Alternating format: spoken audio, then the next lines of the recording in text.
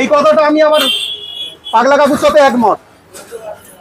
রাতের বাসি সকালের বাসি, ওইটা যখন রাত্রি 12টা থেকে বানানো হয় না, ওইটা পুরো বাসি হয়ে যায় দিদি ভাই। কি বলা হয় আপনিই বলুন না।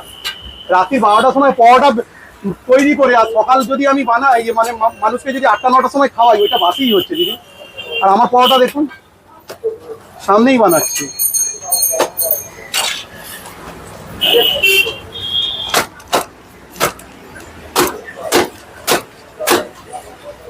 মানুষকে চেটে নয় খেটে ওঠো।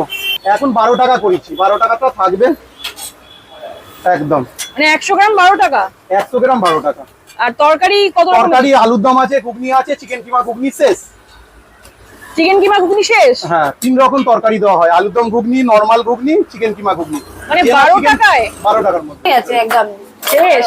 হ্যাঁ, এইটুকু আছে 11:30টা। এটা আলুর দম, এটা ঘুগনি, আর ডিম কষা শেষ হয়ে গেছে। চলে এসেছি বেহালার বিখ্যাত বুবাইদার কাছে পেটাই পরোটা খেতে।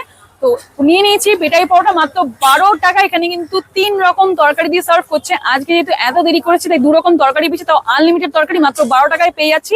কোনো 15 টাকা 18 টাকা 20 টাকা না, মাত্র 12 টাকা তোমরা পেয়ে যাচ্ছ বুবাইদার এই পেটাই পরোটা।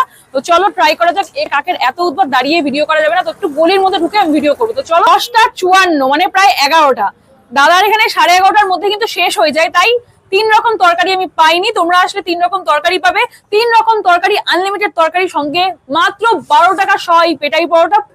এই রয়েছে বুবাইদার বিখ্যাত এই পেটাই পরোটা। এখানে কিন্তু ঘুগনি সার্ভ করেছেন, ঠিক এইরকম একদম ঘন মাখা ঘুগনি। এটা কিন্তু আমিষ ঘুগনি, মানে পেঁয়াজ রসুন আদা দেওয়া রয়েছে। তার সঙ্গে রয়েছে আলুর দম। ও একদম কষা কষা মাখা মাখা আলুর দম।